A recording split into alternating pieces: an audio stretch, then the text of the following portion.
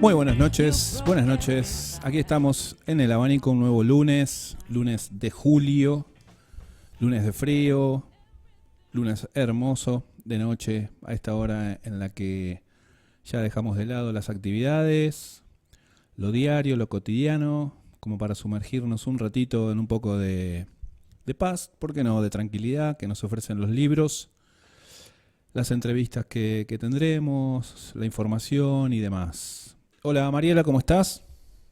Hola Javi, buenas tardes, ¿cómo estás vos? Bien, todo tranquilo. Me alegro. Acá está calentito acá adentro. Sí, acá estaba demasiado, apagué la estufa porque estos muchachos no sé cómo hacen para salen colorados. Y eso viste que después te juegan contra, el cambio climático. Tal cual. Sí, porque afuera está bastante frío, no hay viento, pero está frío. Igualmente dicen que para el miércoles jueves 20 y pico de grados, así que a los que les gusta el calor van a andar bien. Muy bien, programa del Abanico. Recuerden el celu para mensajes 2664-7470-73, nuestro Instagram El Abanico Vorterix, nuestro canal de YouTube El Abanico Vorterix también. Nos pueden ver a través de vorterixsanluis.com. No, ¿nos ven también por YouTube ahora en vivo o no? Yo el otro día estaba viendo, no me acuerdo, el programa de Silencio Hospital, pero el lunes pasado estaba viendo que estaban en vivo. Justo enganché de YouTube. No, pero lo podemos programar para el próximo programa. Ok. Sí, Me olvidé de consultarte hoy. Sí. Estaba buenísimo, sí, si se puede hacer para que la gente que por ahí no esté cerca de una radio o lo que sea, se engancha a YouTube y lo puede ver. Buenísimo. Hoy, como les decía, vamos a tener dos entrevistas. Por un lado, en realidad, nos va a visitar Emilio de Sacha Libros, quien nos va a traer recomendaciones, novedades de la librería, eventos que justamente haya durante estos días de vacaciones. Recuerden que tenemos vacaciones de invierno durante 2 semanas para provincia de San Luis, Córdoba, Santa Fe, Mendoza, Entre Ríos. Y bueno, las últimas 2 semanas Buenos Aires y Cava. Así que todo este mes va a haber muchas actividades culturales en la Villa de Merlo. Así que está bueno que las recorran, que paseen, que se interesen. Va a haber de todo y de todos los colores. Eso quería decir. Y en el tercer bloque vamos a tener, una entrevista a docente, psicólogo e instructor de ajedrez, Lucas Suárez, que nos va a visitar y nos va a contar acerca de todo este mundo interesante del ajedrez. ¿Jugás al ajedrez vos, Mariela? ¿Sabés jugar? Sabía de chica, pero tendría que ponerme a practicar nuevamente. Bueno. Es algo que viste que me quedó ahí pendiente. Sí, en la nebulosa. Ok. Yo no sé nada. 0 ajedrez. 0. Así que bueno, Lucas nos va a comentar, nos va a dar un pantallazo de todo este mundo. Vamos con las efemérides de esta semana, primera semana de julio. Tenemos la musiquita de fondo. Buenísimo.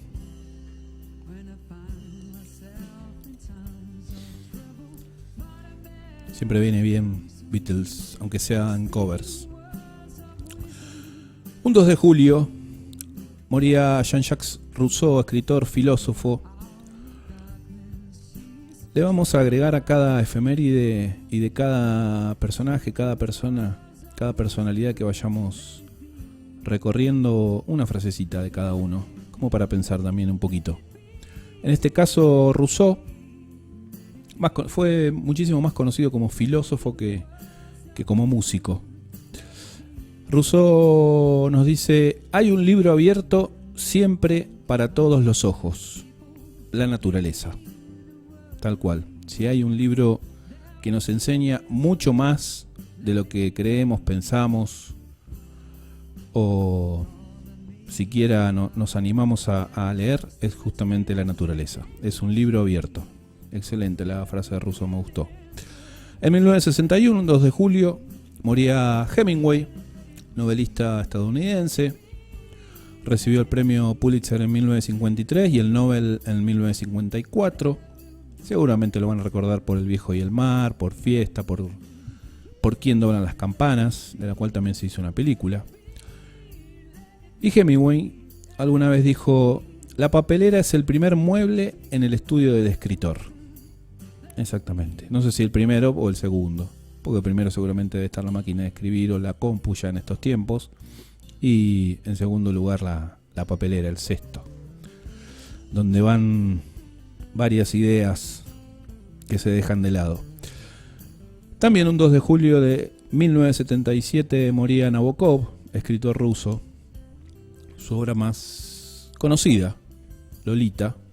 Aquellos que la hayan leído se acordarán bien de esta obra. Fue muy polémica para el momento en que salió.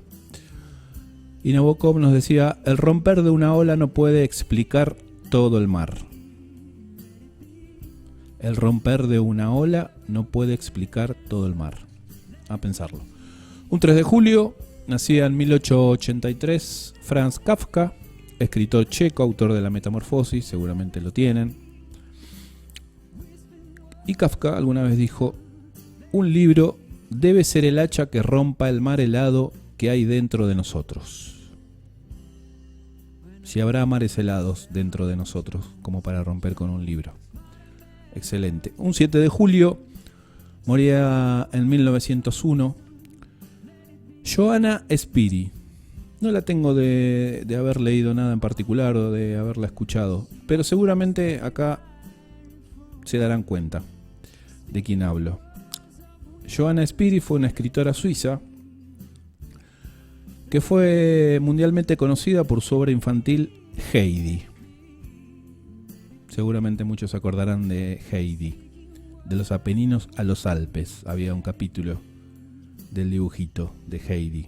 Heidi, el abuelo Pedro, la señorita Rottenmeier, Clara, me acuerdo de todos los personajes.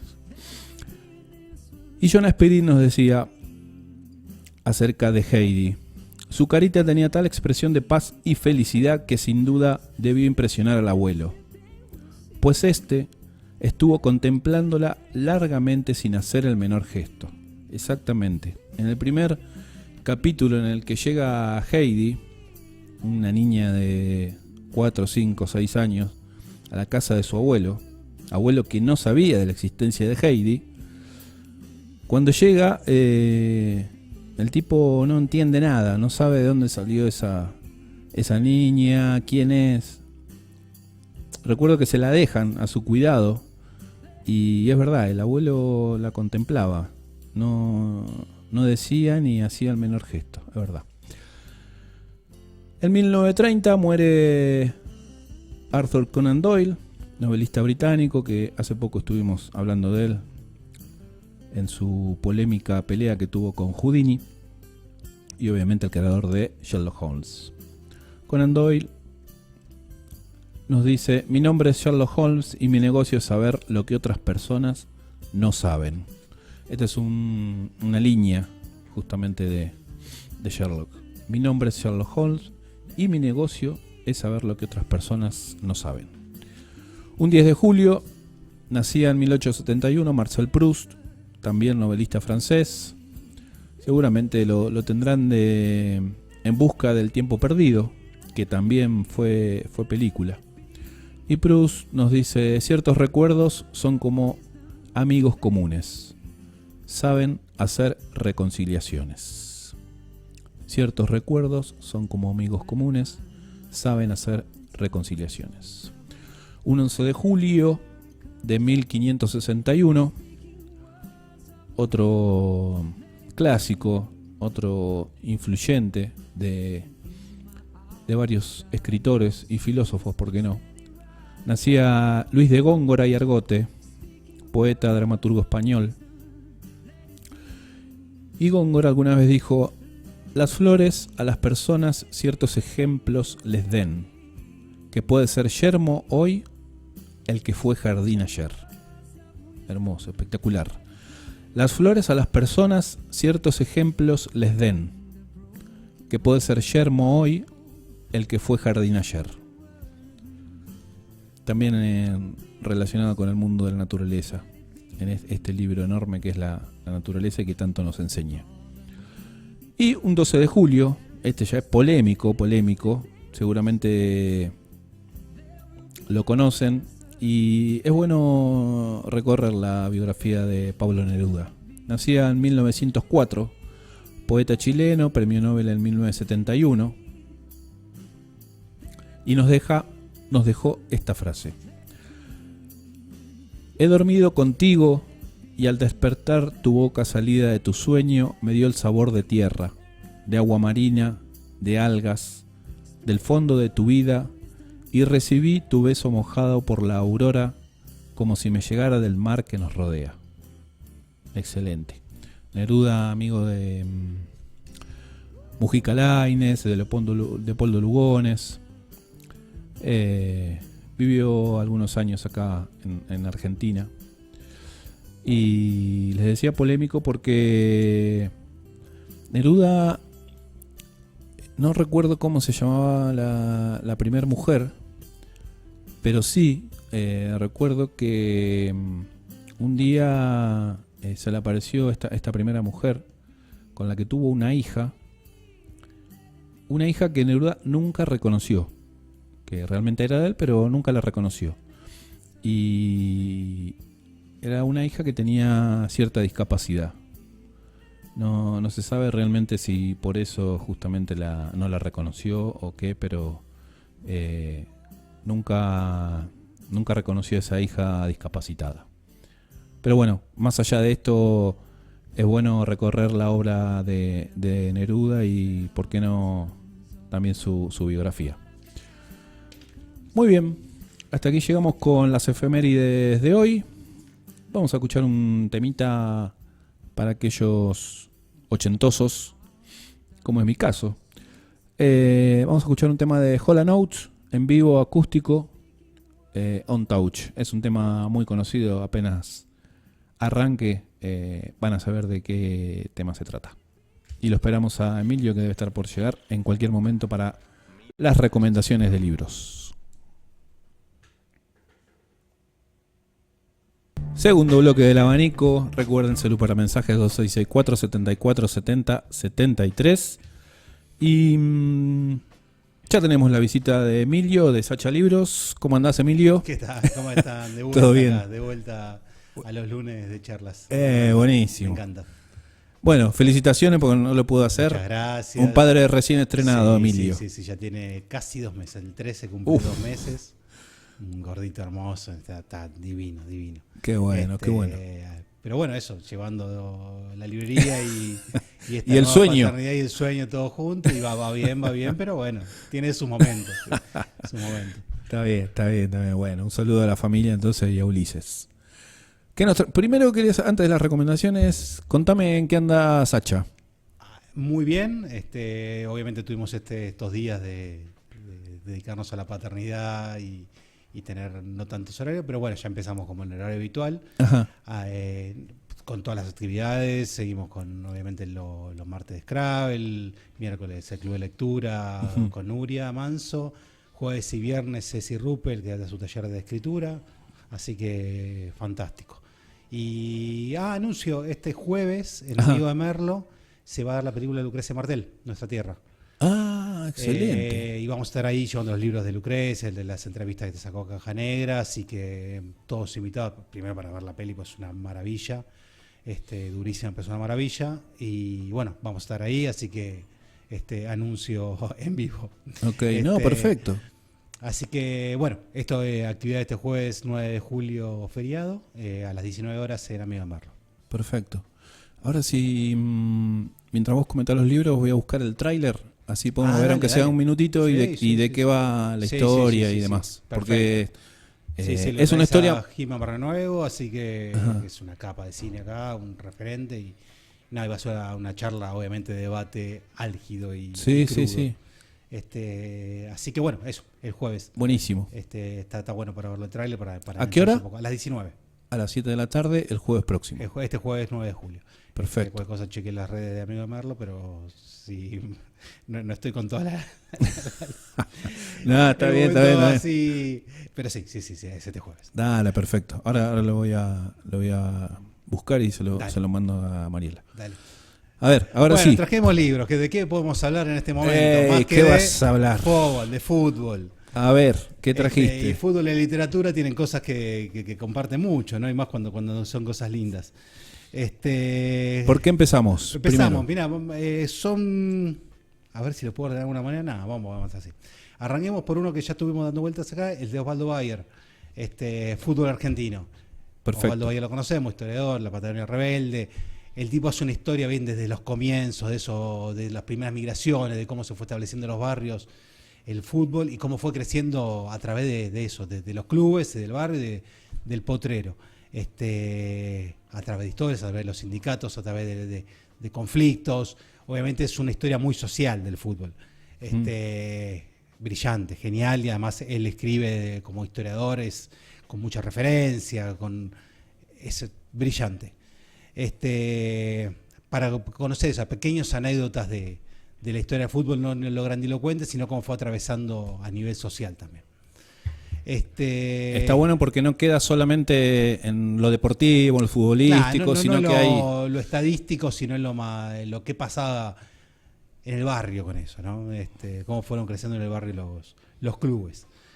Algunos clubes, obviamente, toca Racing, Independiente, a Huracán también, por suerte. Mirá.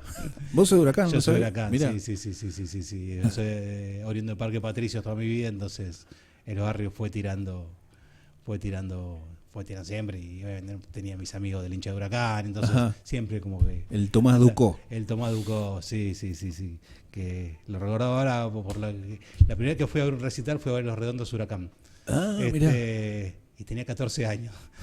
Y me mandaron, aunque estamos al barrio, me dije, no, voy a ir a ver Los Redondos, Los Rentos de Ricota. Y yo era un pibe, tenían 14 años, pero vivía a 10 cuadras de la cancha. Entonces dije, bueno, anda que cerquita.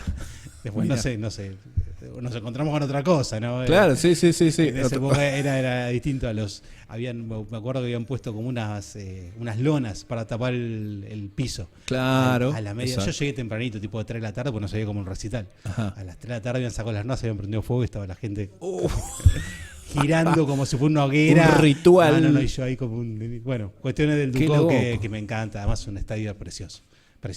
Mirá. Bueno, voy a estar medio disperso hoy, entiéndame. Dale, por favor. No pasa nada. Clasicazo, Eduardo Galeano, El fútbol sobre sombra, una compilación de pequeñas anécdotas, con ese toque de Galeano, que obviamente muy en clave social, muy desde lo sentimental del fútbol, lo que le atraviesa en el cuerpo, hasta las grandes corporaciones y cómo se va transformando el fútbol en un negocio, pero siempre con esa mirada muy sutil, muy de la pequeña anécdota, las pequeñas cositas que van, y desde la poesía, ¿no? Pues es un tipo súper poético, obviamente.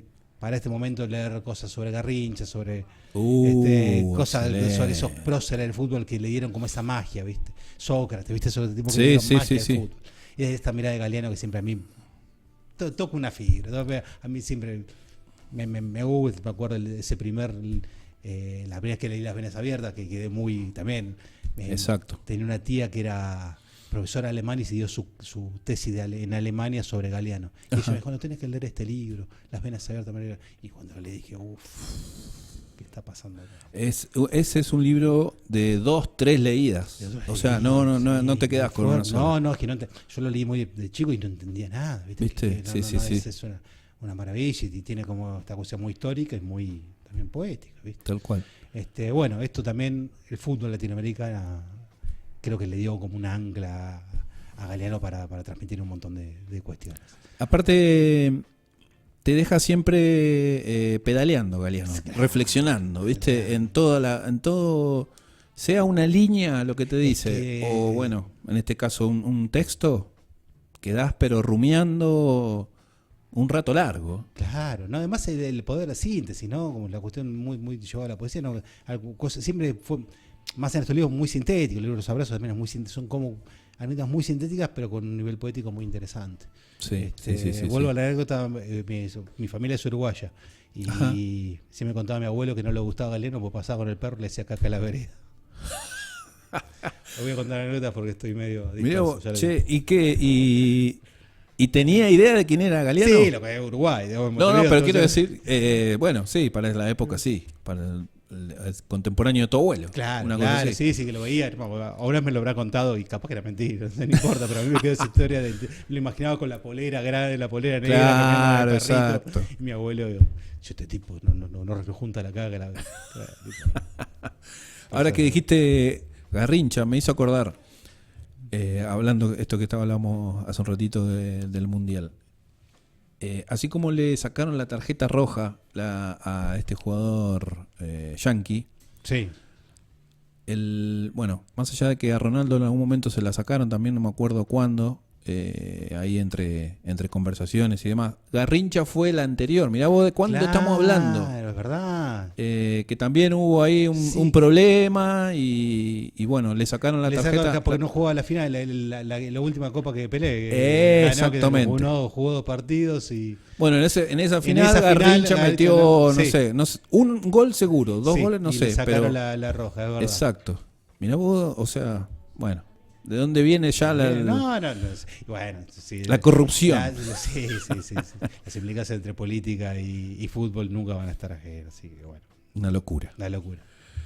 Así que bueno, un clásico galeano. Un clásico, es verdad. Sobre artículos sobre fútbol en Latinoamérica. Son este libro, bueno, como el anterior incluso, son esos libros para llevarse de viaje. Cuando te vas de viaje, que estás tranqui, decís, bueno, voy a leer algo Tranqui. Sí, tal cual. Buenísimo. Sí, cosas tranqui. Seguimos con Cassiari, La valija de Lionel y otras historias. Cassiari es también un narrador que a mí le tengo cariño, le tengo afecto. Yo también. Tiene como Me encanta. Y además es un tipo que tiene la narración oral es muy interesante, ¿viste? Entonces cuenta bien las historias. Es un tipo que sabe transmitir y eso tiene un valor. Compilación de cuentos sobre fútbol incluye este famoso cuento de Lionel es un perro. Buenísimo, excelente. Que buenísimo y que supuestamente él lo leyó y nada. Sí. Y la valija de Lionel que habla sobre ir al exterior, todo lo que le implicó esa historia de lío de haber salido muy temprano de Argentina y ser extranjero. Y él lo hace de ese paralelismo con el momento que vivía en Barcelona. Así que lo que tiene que hacer es que se toma una pequeña cosita y lo usa de disparador. Te arma un mundo. Son cuentos de fútbol y no, también. Cuentos de familia, de amigos. El disparador es el fútbol, pero siempre dejan una cosita más. Así que lindo para leer los cuentos de Cassiari, más en este momento. Uno está como nervioso a ver si llega el gol del Cuti Romero en el último minuto. Bueno, exacto.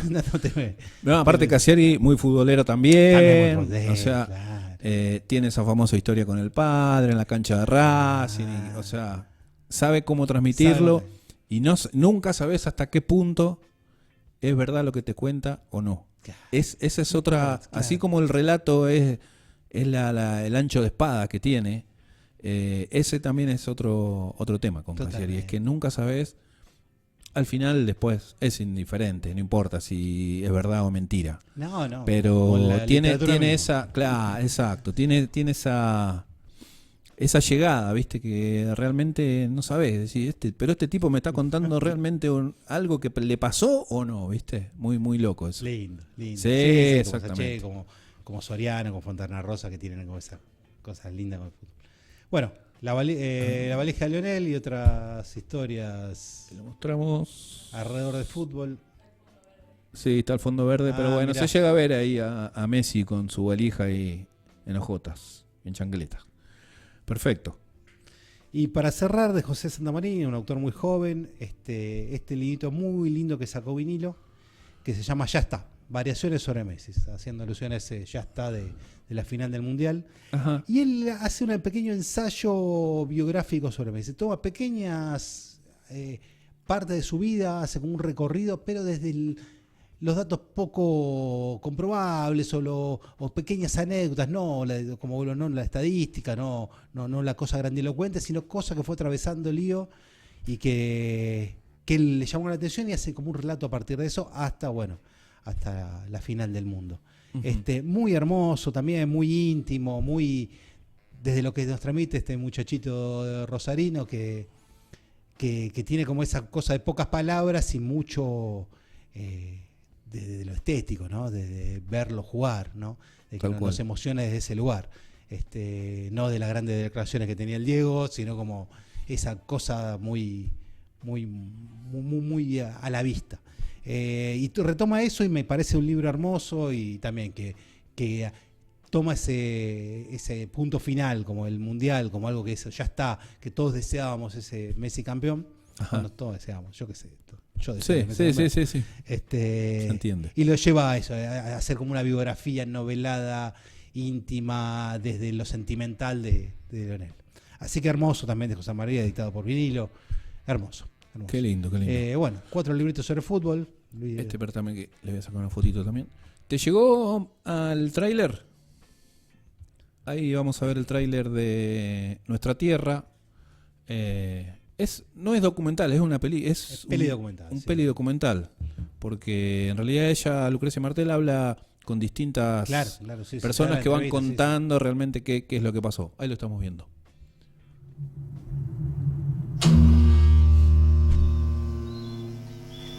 En este momento comienza ya en la zona donde fue asesinado el cacique Javier Chocobar hace 9 años, este operativo especial por parte de la justicia. Se encuentra...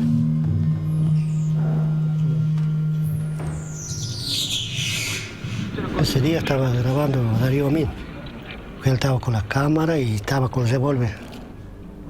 No sé si está ahí, tío Javier. Está filmándolos, ¿no? Claro, me refiero. Él que está parado ahí. Hablando, no me entendés. Si no, capaz que no nos entendemos. Por eso le digo yo. Hablemos, capaz que nos entendemos. Si no, vamos a tener problemas todos. ¿Qué te caes vos? Salieron a hablar del asesino, y tampoco soy asesino. Yo estaba en mi casa. Lo que yo hice es parte del entrenamiento. Sale. El Estado argentino me entrenó para hacer eso. El Estado argentino. Mi papá, mi mamá nos sabe decir que nosotros éramos descendientes de indios. Hijos de indios. Pero en este caso no se discute acá el derecho que ellos pudieran tener sobre tierra, que no está acreditado que sean dueñas de las tierras. ¿Jura por Dios decir verdad lo que se le pregunte? Se enseñaba lo que estaba en los libros. ¿Desde cuándo que ustedes que era un país que había sido habitada por los indios? Pocos decían que la habitaban los indios todavía, que estábamos acá nosotros.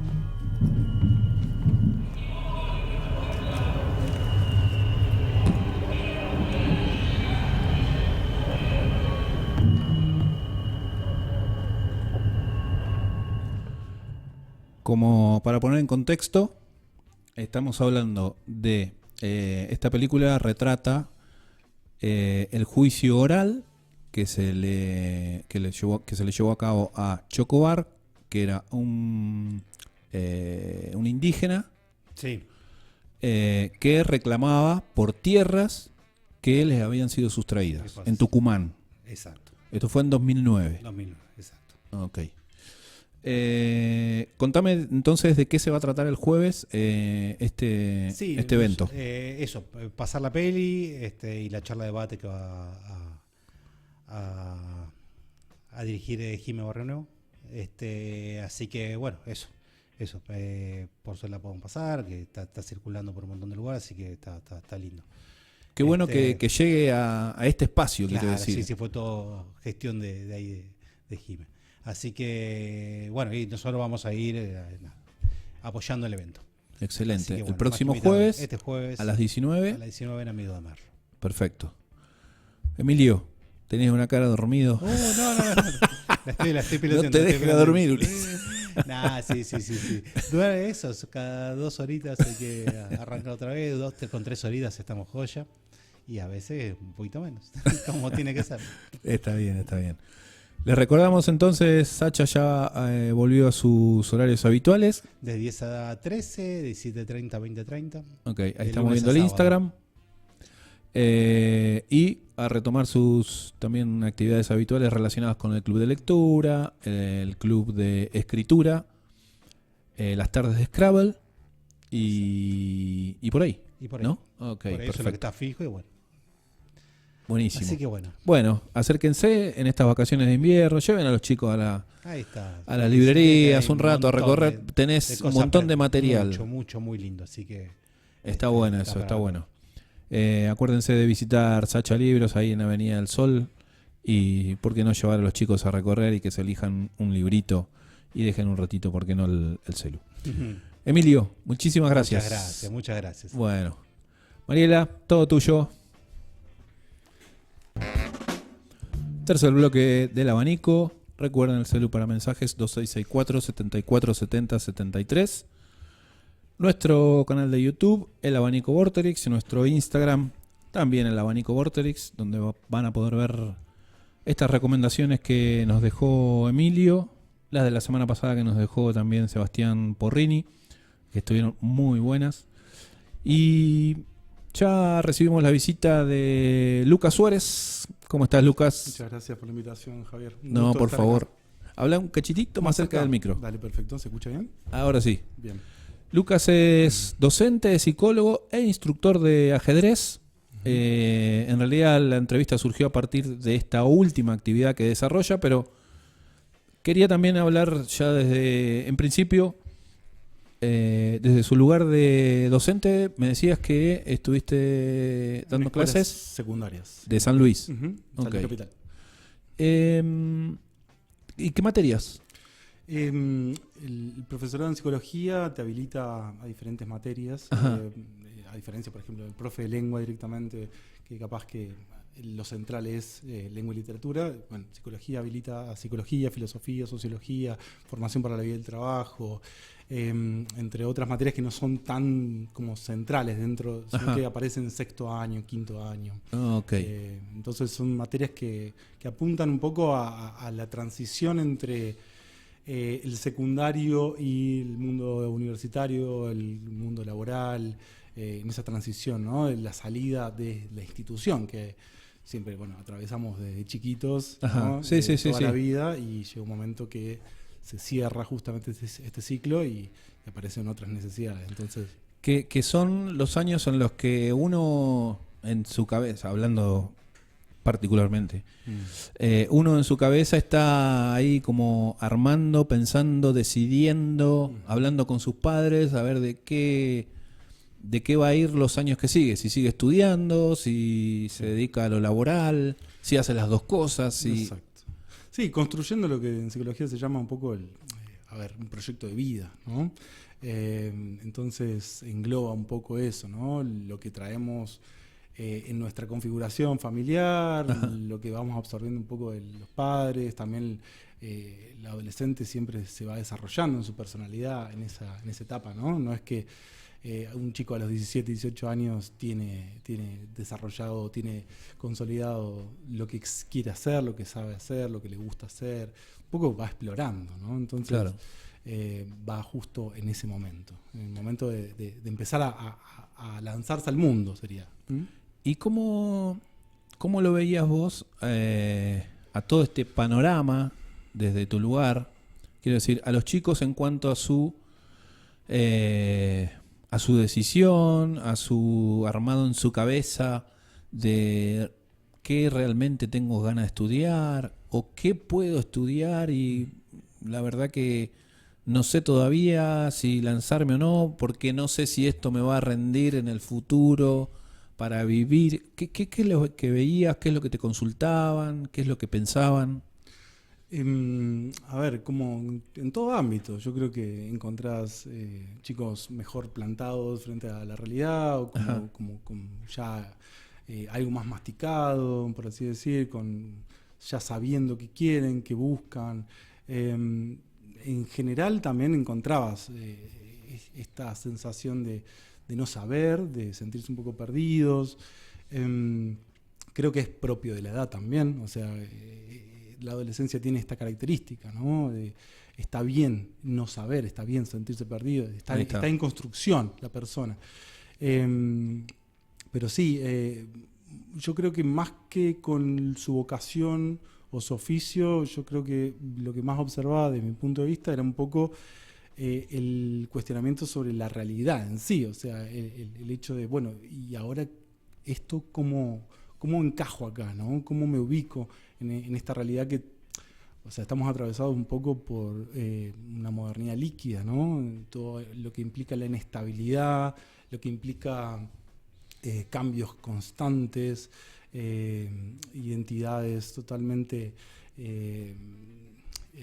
líquidas, justamente alteradas, ¿no? Cambiantes. Entonces, ¿Eso lo ven los chicos? Sí. ¿O quiere decir, saben dónde en el ámbito en que se manejan? ¿Están ahí pendientes o sabiendo que lo efímero, sí, exactamente, de todo ese transcurrir, digamos, de lo que están viviendo? Lo reconocen, lo entienden, pero es como que lo tienen tan encima que no pueden despegarse tanto o sea, los atraviesa básicamente. Okay. Entonces se le vuelve muy difícil como responder a esa realidad, ¿no? El tema de las redes sociales, estamos muy atravesados por eso, la inmediatez, ¿no? Entonces la visión a futuro se vuelve muy difícil poder construirla, ¿no? Antes siempre hablábamos en clase de la diferencia con generaciones anteriores, donde un abuelo, un padre podía construir tal vez un oficio, podía construir una carrera en una empresa, podía proyectarse 30 años, 20 años, muy distinto tal vez a lo que pasa hoy en día, donde todo es tan inestable. Entonces yo creo que la inestabilidad que nos atraviesa a todos, esa falta de sentido, es lo que afecta mucho más a los adolescentes, desde mi punto de vista. Cuesta mucho construir en base a eso, ¿no? O sea, eso como base. Y a partir de ahí empezar como a edificar. Claro. Es muy propio de esta época. Sí.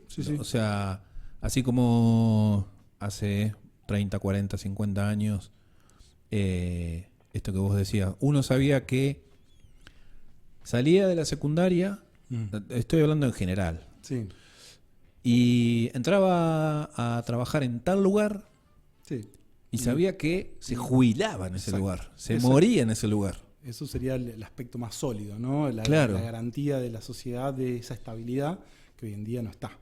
Entonces eso afecta a nivel psicológico, obviamente, a cualquier persona. El hecho de no saber qué va a pasar mañana, incluso en los vínculos, las relaciones, vínculos amorosos. Obviamente el concepto de Bauman, de modernidad líquida, se traspola a todo ámbito, ¿no? Claro. Pero sí, yo creo que eso... A ver, la idea de que todo pasado fue mejor no es tampoco muy buena, porque estábamos atravesados también por otras cosas, ¿no? Otras creencias, etcétera. Pero sí, en aspectos positivos, yo creo que aparece en los adolescentes una gran crítica también a esos valores anteriores y poder ser más receptivos a nuevos conceptos, como por ejemplo, no sé, aspectos que tienen que ver con criticar, no sé, la forma en cómo se evaluaba, cómo se pensaba la inteligencia, ¿no? Esto de que aparecen nuevos conceptos de inteligencias múltiples o la inteligencia emocional como cierta validación de los adolescentes, de entender de que hay otros aspectos importantes además del el coeficiente intelectual, ¿no? Que no todas las anteriores generaciones venían atravesadas por eso. Entonces yo creo que se fueron despojando de ciertas cosas, fueron mutando, fueron cambiando, vistiendo nuevos ropajes y entendiendo ciertos aspectos nuevos de la realidad. Por ejemplo, hoy en día lo que más necesitan los adolescentes para poder ayornarse a las nuevas épocas tan cambiantes es esta plasticidad, ¿no? Esta plasticidad psíquica. Entonces, ser flexibles mentalmente. Claro, flexibles mentalmente, adaptarse, un concepto de adaptación, de asimilación de los cambios. Al ser algo tan cambiante, uno no puede estar rígido, ¿no? Antes decías, bueno, ya está, me jubilo en el correo y listo. Hoy en día esa inestabilidad sí o sí te demanda que uno tenga más herramientas psicológicas. Hoy en día, en la sociedad, lo psicológico es, no sé, primordial, si se quiere, ¿no? El tener esas herramientas. Esta es una apreciación mía, sí. Pero antes, 40, 50 años atrás, estas herramientas psicológicas, este pie que hacíamos psicológicamente, o sea, era más firme. No, yo creo que al contrario, hacía agua. ¿Sí? Y sí, A ver. lo psicológico antes se entendía como un tabú directamente. O sea, el que iba al psicólogo era sumamente juzgado, mirado, o sea, socialmente no estaba aceptado. 30, 40 años atrás había una gran necesidad de la sociedad por trabajar aspectos psicológicos, desde lo vincular, como te decía recién, por ejemplo, no sé, un matrimonio que sostenía ese matrimonio más allá de lo que pasaba internamente, la violencia de parte del hombre hacia la mujer, etcétera, por una cuestión de la visión social que tenía, ¿no? Y bueno, era muy difícil. Lo mismo traspolado, por ejemplo, a la visión que el adulto tenía del niño, ¿no? Entonces, la psicología aportó muchísimo a nivel social, desde cambios a nivel legal, el entendimiento de, por ejemplo, de necesidades, ¿no? Esto que hoy en día un niño necesita un acompañamiento terapéutico, etcétera, y bueno, tiene el acceso, ¿no? Antes era mucho más difícil.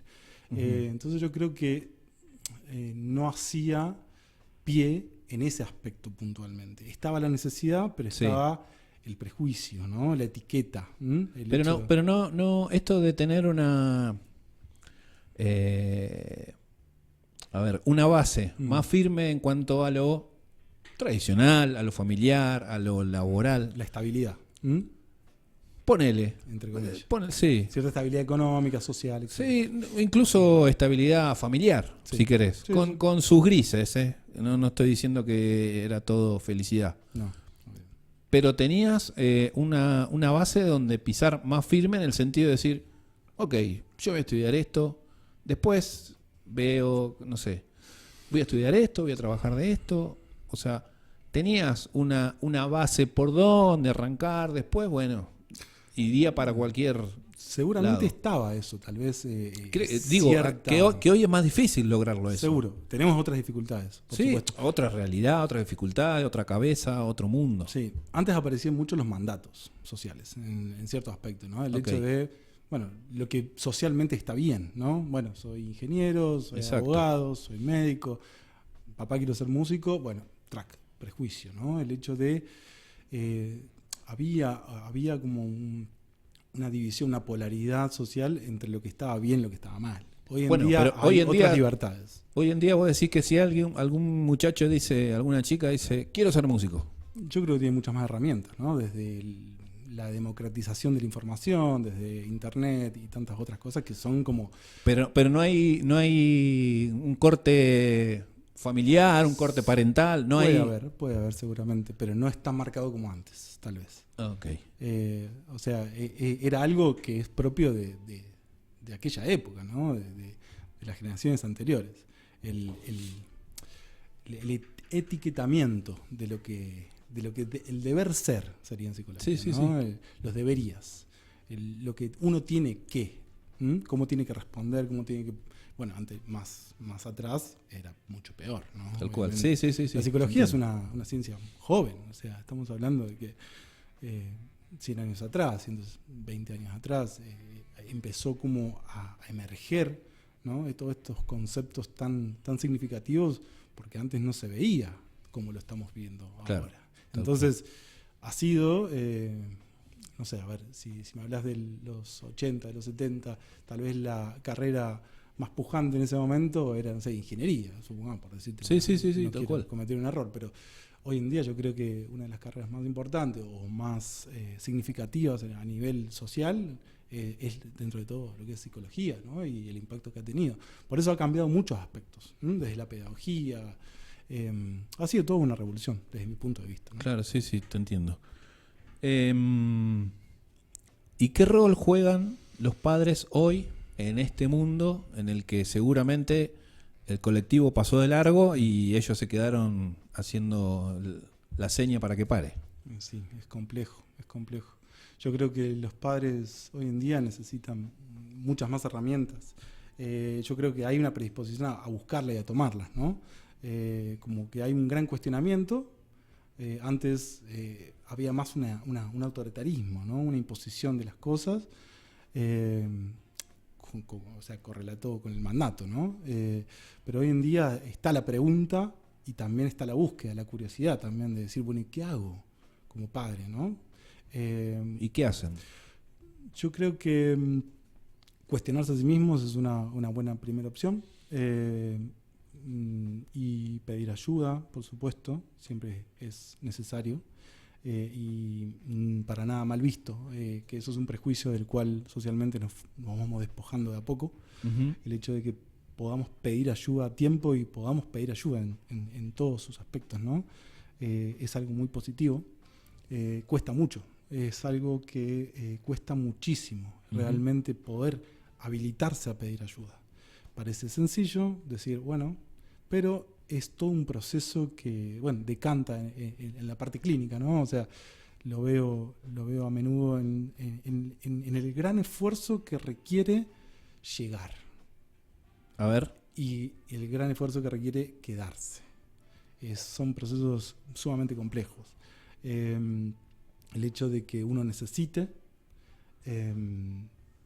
pueda tomar, pueda escuchar, porque no se trata de ir al psicólogo solamente a, bueno, verborragia, descarga, catarsis y listo. Chao, me fui, me listo. Vacío, ya, claro. Me vacío de mis problemas, o sea, el exorcismo psicológico. Sí, ni siquiera te vacías de tu problema, bueno, o sea, te vacías lo dejo en algún lado. Claro.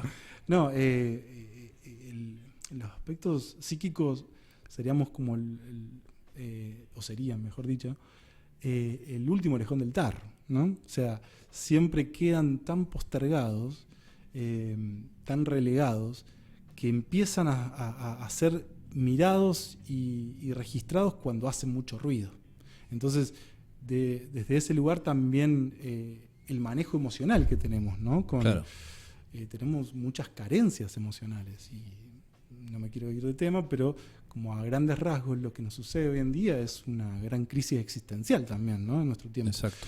Entonces, yo creo que, bueno, padre de niño, padre de adolescente, padre que observa estos grandes cambios tan drásticos, tan rápidos, tan dinámicos, que es como que necesita ayornarse a estas grandes necesidades de sus hijos, de sus adolescentes, donde hay que estar a la altura, ¿no? Pero estar a la altura no implica tal vez más de llenarse de recursos, de, no sé, me veo 200 videos de YouTube, me lleno de información, sino considero que es todo el proceso contrario.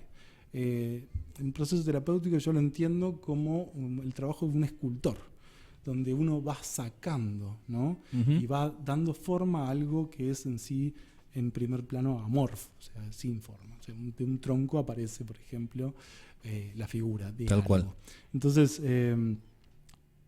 por eso te decía que llegar a pedir ayuda o conectar con la necesidad, ¿no? De, bueno, necesito que alguien me guíe, necesito que alguien me acompañe, necesito que me orienten.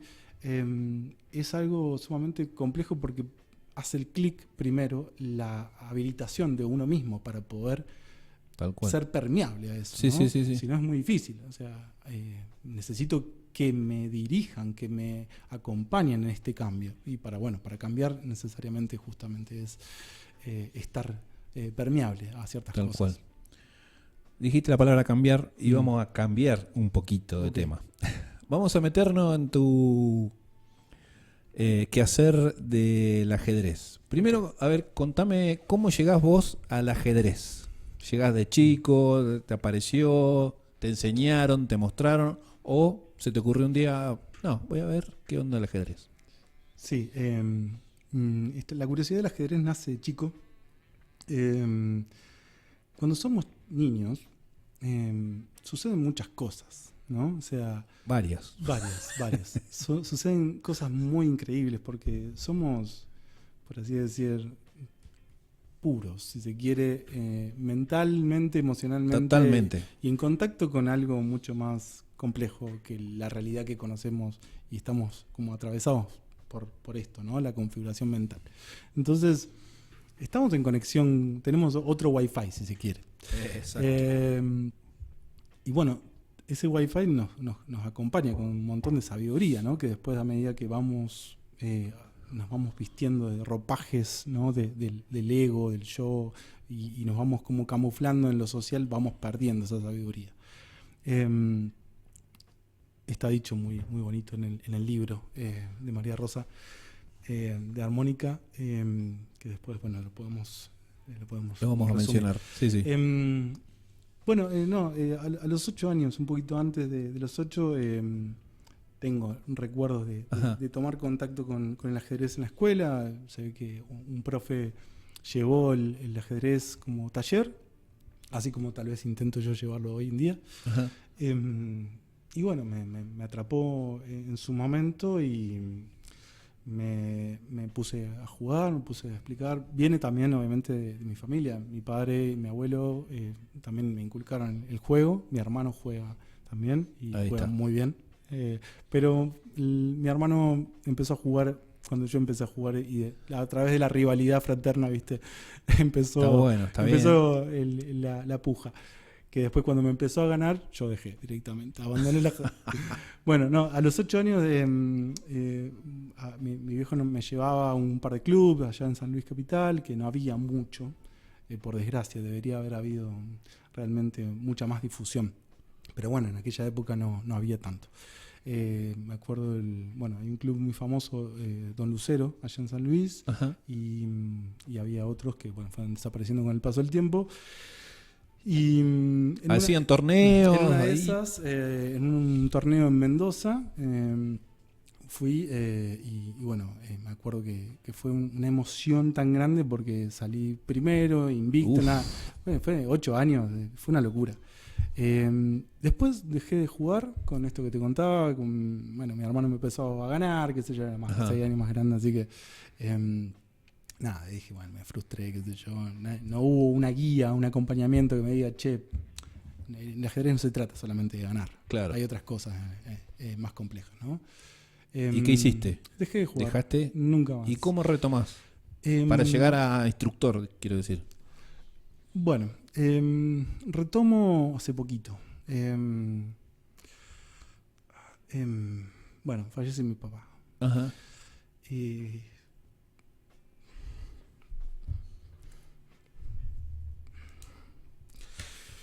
encuentro en el ajedrez una conexión. Ok. Así que es como que de alguna forma me acerca, ¿no? Tal cual. Y bueno, empiezo a involucrarme un poco más con qué implica el ajedrez, ¿no? A nivel psicológico y es como que me amigo un poco con eso, que Perfecto. fue de niño, ¿no? Sí. Ahí como que encontraste un camino no solo para volver a justamente esta que decías vos, a lo puro del chico, sino, ¿por qué no ir ya a meterte un poco más? Sí, por supuesto. Sí, el ajedrez tiene algo muy, muy, muy lindo, muy mágico, que además de la estimulación cognitiva, además del aspecto lúdico, que es fundamental, es como que nos hace sentir un estado de conexión que hoy en día tiene un cliché muy grande. Todo el mundo habla del aquí y ahora, todo el mundo habla del estar en el presente. Sí. Desde la psicología se puede entender como la sincronicidad de las áreas de la conducta, ¿no? O sea, mente, cuerpo, mundo externo.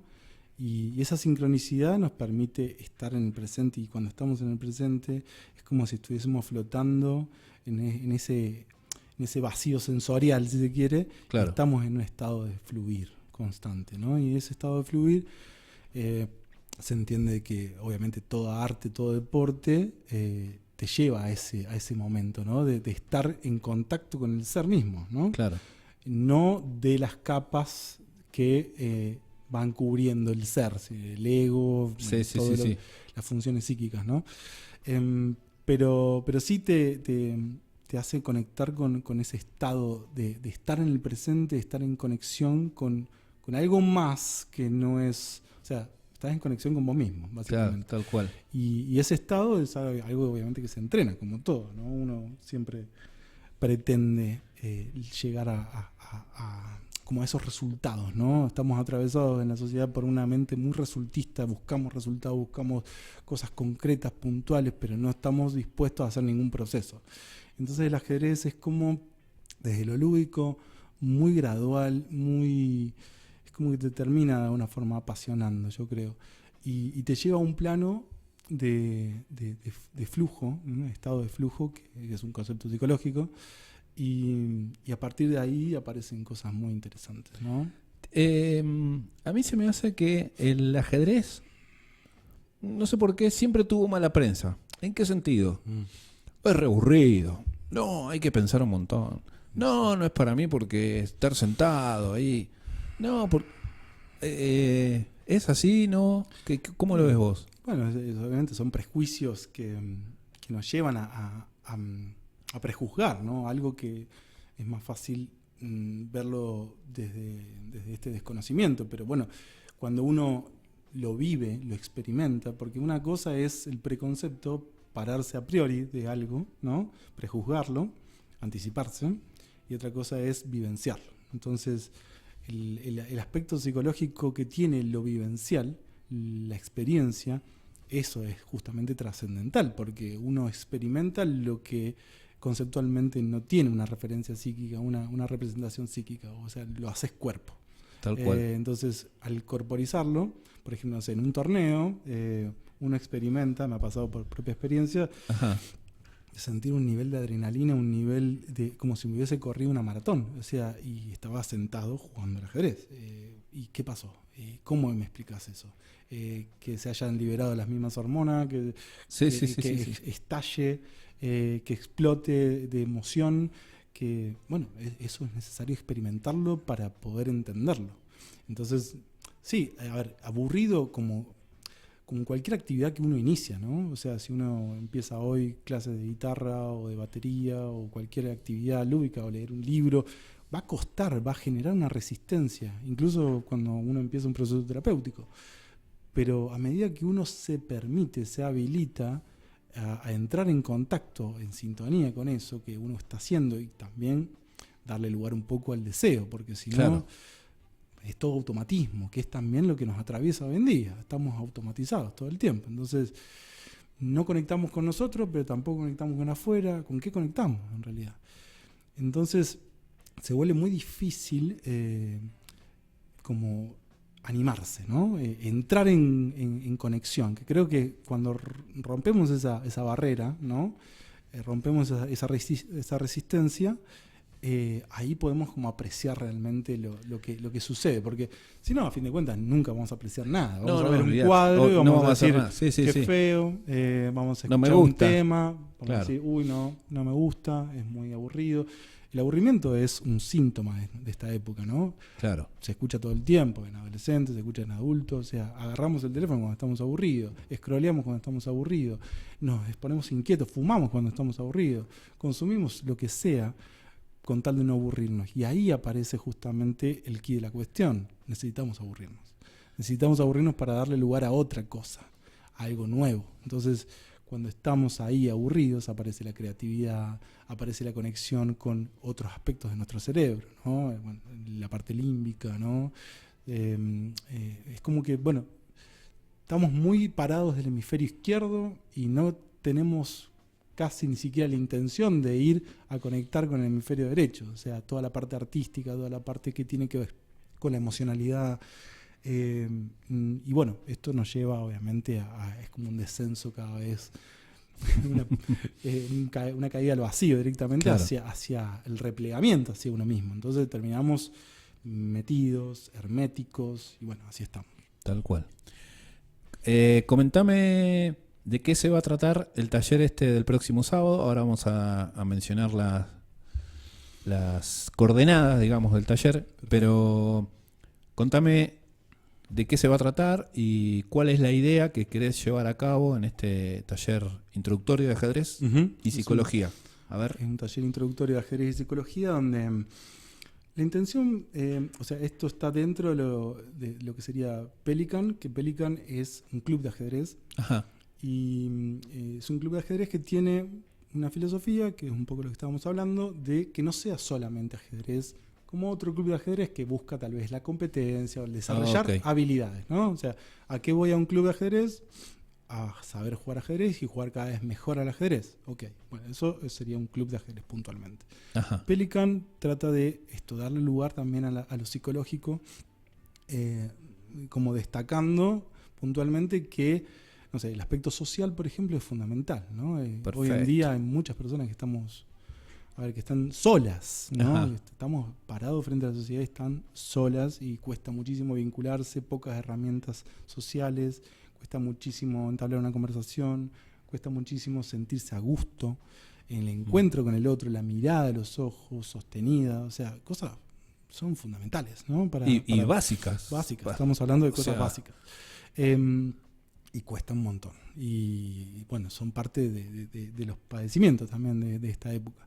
Entonces, el aspecto social, por un lado, también el hecho de que el ajedrez yo lo tomo como si fuese un pequeño laboratorio, ¿no? Entonces, en el ajedrez, si bien obviamente tenemos, o sea, un juego que se juega a dos, tenemos un contrincante, un otro.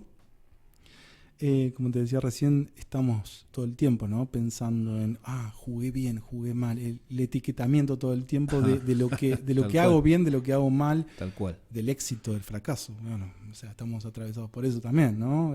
Esta búsqueda constante del éxito y el no poder manejar situaciones de fracaso, de frustración.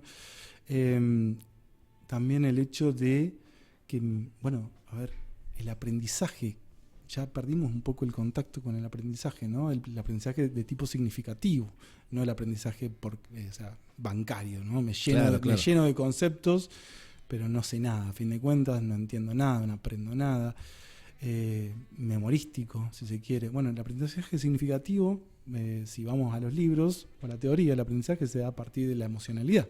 Entonces, estar ahí en contacto, estar en sintonía, estar en un ambiente que es lindo, familiar, estar en contacto con un otro que también es un ser humano, no una computadora, igual que yo, y tiene las mismas frustraciones, las mismas cosas complejas que implica la vida, la realidad.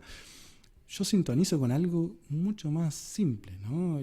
Con la existencia, con el estar aquí ahora, con que no hay que saber todo, con que el error está bien, con que no hay que martirizarse si uno se equivoca, que hay otras cosas sumamente más complejas, ¿no? que el estar siendo, como todos esperan que seamos.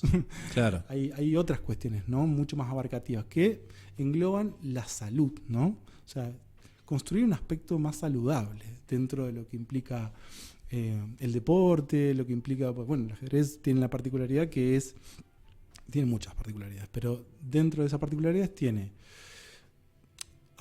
yo soy muy fanático de Faustino Oro, que tiene 12 años y bueno, ha llegado a lugares que muy pocos han llegado. Rompió el récord, donde bueno, es uno de los 4 maestros más jóvenes de la historia, entre otros récords también, por supuesto, y tiene 12 años. Entonces democratiza, si se quiere, muchas cosas, ¿no? Obviamente el que no es, no sé, el que no tiene la velocidad de Messi nunca va a poder jugar. O sea, ¿qué pasa con todos esos adolescentes que intentan jugar al fútbol y tienen proyecto de vida jugar fútbol y ser futbolistas y ser los mejores? O sea, hablamos de una presión bastante grande. Y en este caso, bueno, o sea, el ajedrez también tiene este aspecto donde está bien, más allá de la técnica, más allá de lo que uno sabe, porque uno, o sea, tiene siglos y siglos el ajedrez, ¿no? No es algo que esté cerrado, está constantemente abierto, ¿no? A nuevos conocimientos, nuevas teorías. Ni un gran maestro te puede decir a ciencia cierta que sabe todo del ajedrez, está en constante aprendizaje, o sea que es algo viviente, si se quiere. Tal cual. Y eso permite una constante innovación, una constante pregunta.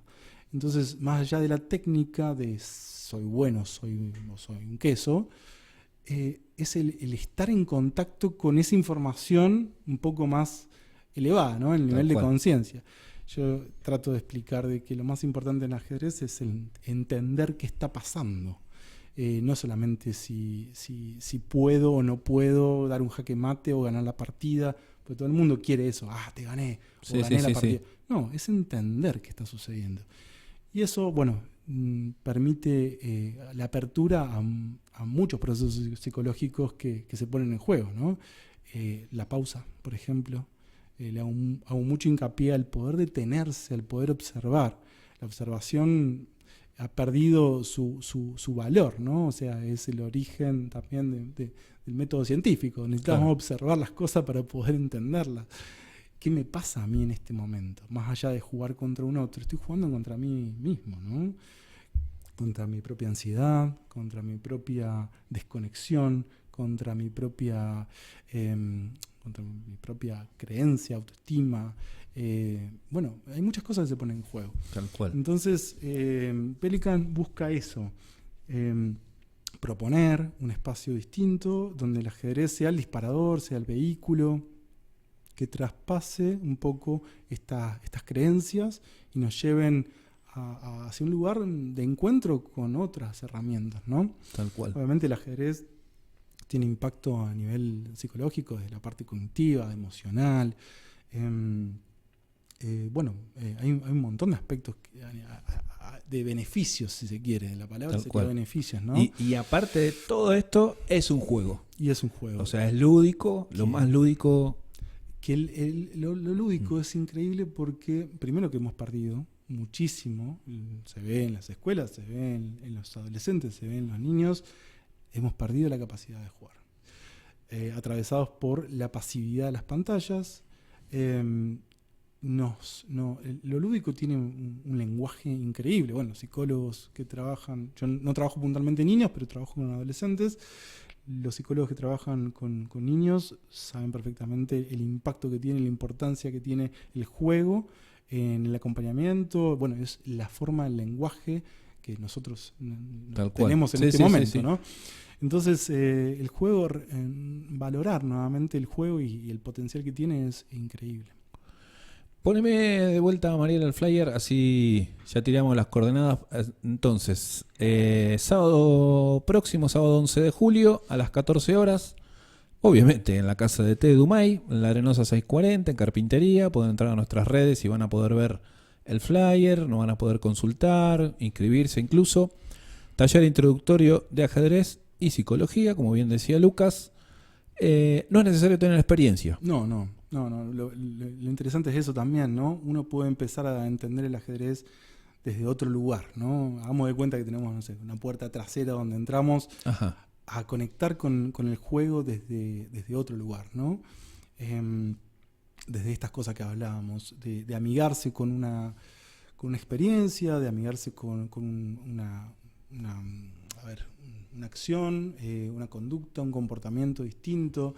Y también el hecho de predisponerse, ¿no? A que algo te enamore, ¿no? Generar una pasión. Tal cual. Porque si no es como estamos muy sesgados. Exactamente. Desde varios lugares. Próximo sábado, 11 de julio, entran a nuestras redes, Dumay Casa de Té. Si no se pueden consultar al 3489 45 14 10. Tiene un valor mínimo que incluye, como para también darle un espacio a lo rico, a lo culinario, una merienda, así que pueden acercarse, pueden llevar a los chicos en esto que hablábamos hace un ratito con Emilio, de aprovechar las vacaciones de invierno y por qué no dejar un ratito el celu, como decía recién Lucas, y participar, pasarla bien, una tarde que más allá de todo lo psicológico que puede tener este laboratorio que mencionaba recién Lucas, como él lo lleva a cabo, bueno, tener un espacio lúdico de juego para los chicos, y en este caso en algo tan, ¿por qué no? Tan con mala prensa, como decía hoy, como el ajedrez, pero que realmente es un espacio, un deporte que te puede llevar a lugares que hoy no conoces, justamente. Exacto. Lucas, muchísimas gracias por el espacio, por el tiempo, por la disponibilidad y bueno, toda la suerte con este primer taller. Muchas gracias. Y están todos invitados. Muchas gracias, Javier, por el espacio, a Dumay, por favor, por abrirnos las puertas. Por favor, ni hablar. Encantado de estar acá. Bueno, buenísimo. Muchas gracias. Muchas gracias. Mariela, todo tuyo. Cuarto y último bloque del abanico. Esta noche de julio, fría. Vamos con la sección del Fit de las Letras para cerrar el último bloque.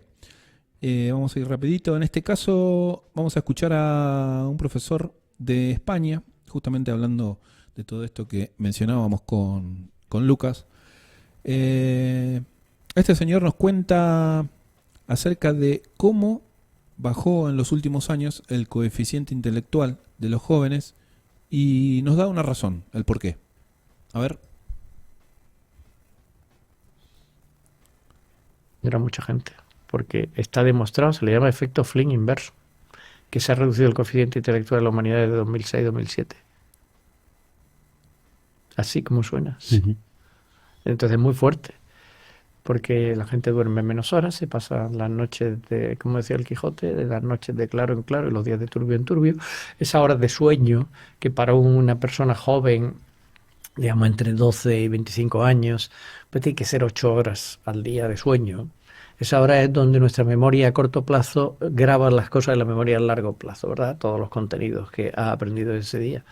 Si se pasa de dormir 8 horas a dormir 5 porque uno se pasa gran parte de la noche mirando contenidos en redes sociales, como le está pasando a la mayoría de los adolescentes que le están comprando insensatamente a sus papás un teléfono móvil cuando tienen 12 o 13 años, esa es la mayoría.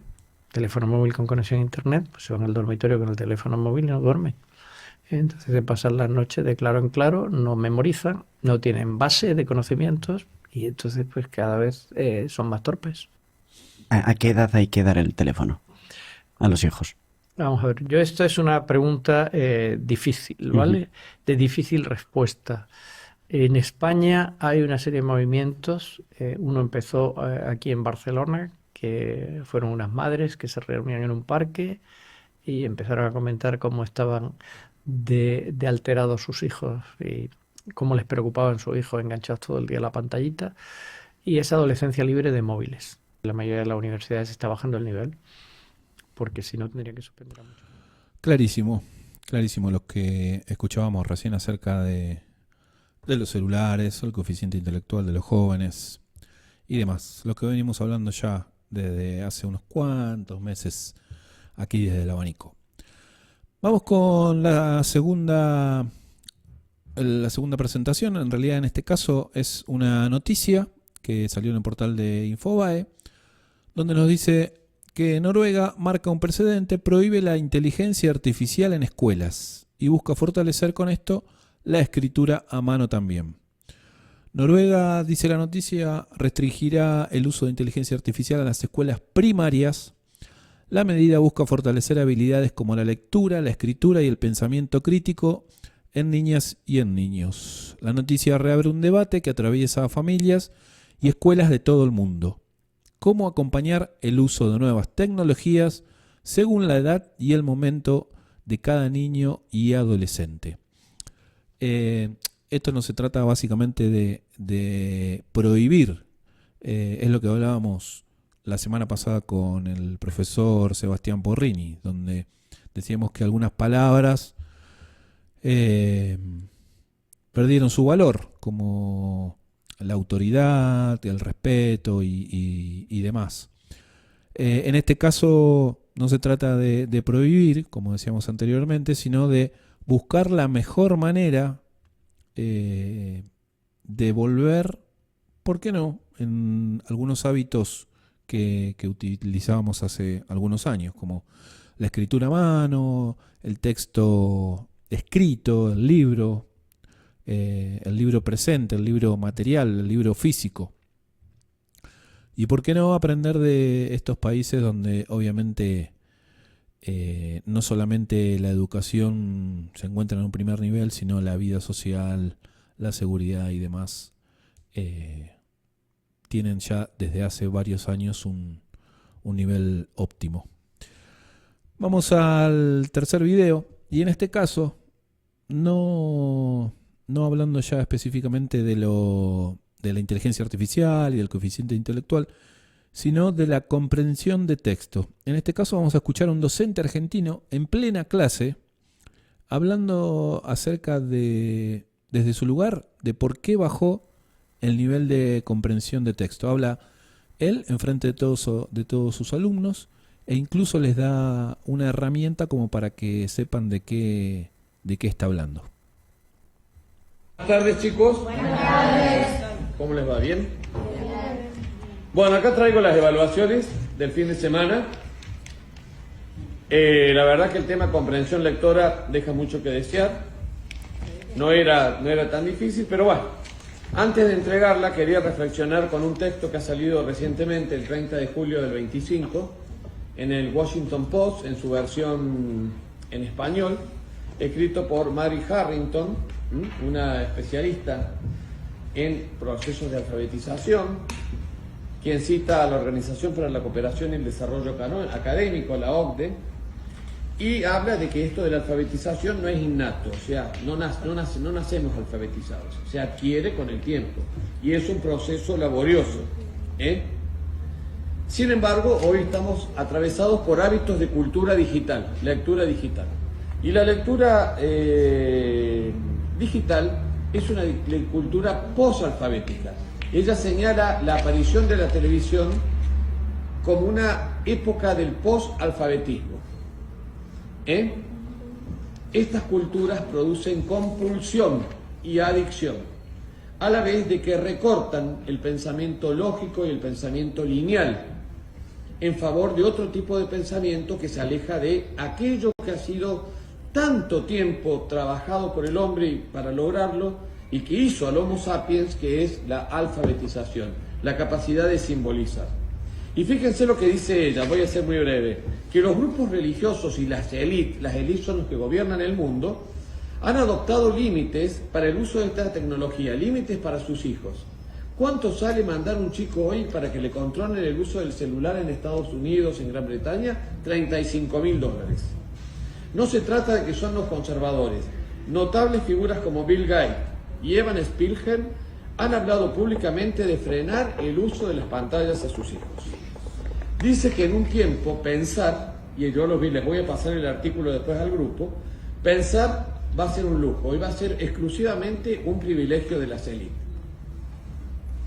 Profe, sí. ¿Y esto tiene alguna solución? La solución que tiene es como en todo, el control. El control de esto, el control, ¿no? El control por parte de los padres y el autocontrol por parte de ustedes. Y fomentar más la lectura del texto escrito, volver al papel. Sí, ¿y vos qué querías preguntar? Estamos hasta las manos, entonces, profe. Que estamos hasta las manos, y sí, bueno, si no les damos una solución, estamos hasta las manos. Estamos hasta las manos, tan clarito como eso. Si no volvemos al papel, si no volvemos a dejar algunos hábitos que no ayudan, estamos hasta las manos.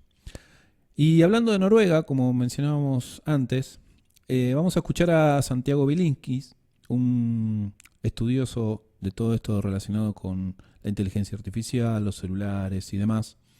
Seguramente lo han visto y lo siguen algunos.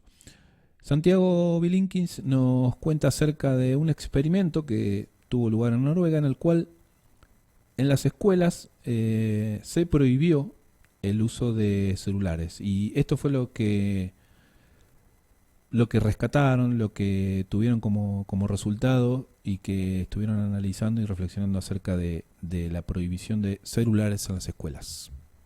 Con 17.000 estudiantes midió qué pasaba cuando los celulares se dejaban lejos de las aulas. Mejores notas, menos interrupciones, más concentración, y los propios estudiantes se volvieron más favorables a la prohibición. Pero lo mejor no se mide en cifras. Según muchos profesores, se volvieron a oír las risas de los chicos en los pasillos, chicos hablando entre ellos en vez de mirar cada uno su pantalla. Y hay un estudio todavía más fuerte. En 2024, Sara Abramson analizó el efecto de prohibir los celulares en escuelas de Noruega. En las que implementaron la medida, las chicas necesitaron un 60% menos de atención psicológica y el bullying cayó 46%. El movimiento no para. Australia fue el primer país en imponer por ley edades mínimas para abrir cuentas en redes sociales. España, Francia y Reino Unido están haciendo lo mismo. Estamos poniendo límite de edad a un producto digital como se lo ponemos al alcohol o al tabaco. ¿Por qué tendría que ser distinto con las redes? Y sí, las escuelas ya están ayudando, pero ni las leyes ni las escuelas van a entrar a tu casa para que uses mejor el tiempo. Eso solo lo podés hacer vos. Y esto incluye lo que elegís mirar, compartir y hacer con tu tiempo en las redes. Un estudio con 17.000 estudiantes. Ahí estábamos. Lo bueno que tienen estos videos, sobre todo, es la facilidad y la simpleza con la que hablan y con la que van contando acerca de todos estos experimentos, laboratorios, como mencionaba Lucas, que se hacen en distintas escuelas en todo el mundo. De vuelta, no se trata de prohibir nada, sí se trata de buscar la mejor manera de volver a prestar atención, de volver a comprender un texto, de volver, ¿por qué no?, a subir el coeficiente intelectual de los jóvenes. Por eso, lo bueno de lo que ofrece este profesor argentino a partir de un resultado que él está viendo en exámenes es, bueno, pueden leer, les voy a dejar este texto, esta noticia, para que vean de qué va esto de no comprender un texto, qué es lo que se puede hacer, cuáles son las herramientas que tenemos, sobre todo el valor de tomar la decisión y decir, bueno, hasta acá llego con el celular o hasta acá llego con las pantallas, de acá en adelante me voy a dormir o no sé, hablo con mis padres un rato, hablo con mis amigos, me voy a dar una vuelta con el perro, salgo a andar en bicicleta, lo que sea. Pero todo sirve justamente para tratar de volver un poco a comprender un texto, tan simple como eso. ¿Bélgica gana cuánto? Está ganando Bélgica 2-1. Está en 2-1. el entretiempo ahora. Contra Bueno. Estados Unidos, ¿no? Todavía falta un rato entonces. Bueno, que siga como siga. Bélgica, Estados Unidos. Lo importante es mañana. Exactamente. Lo importante es mañana. Bueno, como les digo todos los lunes, agarran un libro, de esos que tienen ahí en la mesita de luz esperando. Esa lectura pendiente, una página, 2 páginas, un cuento, una novela entera. No hace mal. Los espero el próximo lunes. Muchas gracias, Mariela, por la operación. Gracias a vos. Y no dejen de leer. Y por qué no de hablar un ratito con sus hijos y contarle de qué va la lectura, incluso leer con ellos mismos, ¿por qué no? Nos vamos con un tema de Julián Ibarrolaza, cantante de Embajada Boliviana. Este tema hermoso que se llama Hablando con los Muertos. Nos vemos el próximo lunes. Adiós.